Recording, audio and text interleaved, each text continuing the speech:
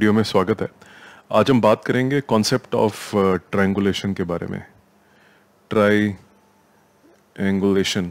और इसके बारे में मैं आपको थोड़ा बताता हूँ कि इसमें आप एक रिमोट ऑब्जेक्ट, जो कि एक एस्ट्रॉयड भी हो सकता है, मान लीजिए आपका ये एस्ट्रॉयड है और आसमान में बहुत सारे स्टार्स होते हैं, आपको मालूम है। तो आप इस एस्ट्रॉयड को देख रहे हैं और ये पीछे बैकग्राउंड में बहुत सारे स्टार्स हैं और ये एस्ट्रॉयड है और ये अर्थ है। तो आपकी जो ये अर्थ है, आप इस एस्ट्रॉयड का डिस्टेंस निकालना चाहते हैं अर्थ से। तो मान लीजिए आप इंडिया में हैं, तो आप दिल्ली से पहले इस एस्ट्रॉयड की लोकेशन निकालते हैं एक टेलीस्कोप की हेल्प से, और ये फिर आप साउथ इंडिया चले जाते हैं मान लीजिए, और आप चेन्नई में, और अब चेन्नई से इसकी लोकेशन ऑब्जर्व करते हैं एस्ट्रॉयड की। तो पैरेलैक्स के मेथड के अंदर ये जो एंगल होता है, एंगुलर विड्थ बोलते हैं इसको, एंगुलर विड्थ। ओके, तो बेसिकली ये मेथड जो होता है, आपको बुक्स के अंदर पैरेलैक्स भी नजर आएगा, ट्रायंगुलेशन। बट ट्रायंगुलेशन का पर्पस होता है एक ऑब्जेक्ट की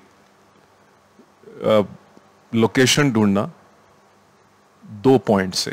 आप दो पॉइंट पे, एक बार इस ऑब्जेक्ट को आप ऐसे देखिए और दूसरी बार इस ऑब्जेक्ट को ऐसे देखिए। जब आप किसी भी ऑब्जेक्ट को दो रेफरेंस पॉइंट्स जो आपको मालूम होते हैं, मान लीजिए दिल्ली में आप थे यहाँ पे और आप यहाँ पे चेन्नई में थे, तो ये डिस्टेंस आपको मालूम है, दिल्ली टू चेन्नई का डिस्टेंस मान लीजिए 3000 किलोमीटर है। तो आप एक एस्ट्रॉयड को देख रहे हैं, एक साइंटिस्ट यहाँ है और एक साइंटिस्ट हैं, दोनों टेलीस्कोप से इस एस्ट्रॉयड की पोजीशन को नापते हैं, और बैकग्राउंड में जो स्टार्स होते हैं उनकी मदद से कुछ मेजरमेंट ली जाती है, लैटिट्यूड, लॉन्गिट्यूड, बहुत सारी चीज़ों की, और आपको ये एंगुलर विड्थ मालूम चल जाती है। तो आपका जो ट्रायंगुलेशन में पर्पस है वो इसकी डिस्टेंस नापना है फ्रॉम अर्थ, और इस डिस्टेंस को जो नोन होता है इसको हम बेस लाइन बोलते हैं। ये बेस लाइन होती है, और आप अगर इसको ध्यान से देखें तो ये आर्क ऑफ अ सर्कल कह सकते हैं आप इसको, और ये रेडियस है और ये स्मॉल एंगल डी थीटा है।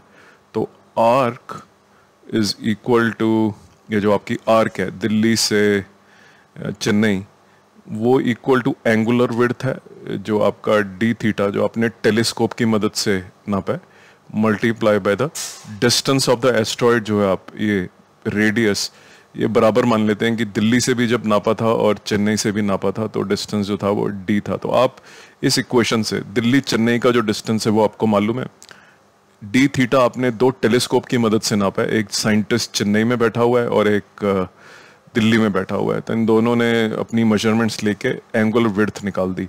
तो आप ये जो मेथड है इसके अंदर दो रेफरेंस पॉइंट यूज करते हैं, और दो रेफरेंस पॉइंट की हेल्प से आप इसका डिस्टेंस अर्थ से निकाल लेते हैं। तो डिस्टेंट ऑब्जेक्ट्स के लिए भी यूज होता है ये, और इसके अंदर जो स्ट्रेटजी अपनाते हैं, ये टेलीस्कोप है, इसके अंदर एक तरीका होता है एंगल नापने का, और यहाँ पे भी आप टेलीस्कोप यूज करते हैं। ये डिस्टेंस एस्ट्रोनॉमी में बहुत यूज होता है इसका, एस्ट्रोनॉमी में। तो आप जब ये पढ़े तो नीट के लिए अगर आप देखेंगे या जेई के एग्जाम में, जो ट्रायंगुलेशन और पैरेलैक्स, इस पे बहुत सारे सवाल आते हैं, क्योंकि कॉन्सेप्ट क्लियर नहीं होता तो बहुत मुश्किल होता है बच्चों के लिए इस ट्रायंगल को समझ पाना कि किस तरह से इसमें या तो सिमिलर ट्रायंगल्स का यूज भी करा जाता है, और दूसरा जो है arc is equal to D theta into जो रेडियस है, ये जो डिस्टेंस आपने निकालना है, इसका भी यूज करा जाता है।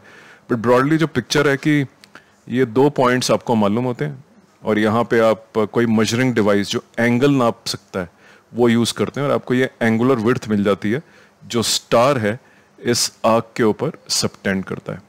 तो आप ट्रायंगुलेशन के न्यूमेरिकल्स जरूर अटेम्प्ट करिए, और जब तक आपको कॉन्सेप्चुअली ट्रायंगुलेशन या पैरेलैक्स का मेथड नहीं समझ में आता तब तक आप इसको प्रैक्टिस करते रहिए। उम्मीद करता हूँ आपको ये वीडियो पसंद आया। अपना कीमती समय देने के लिए बहुत बहुत धन्यवाद।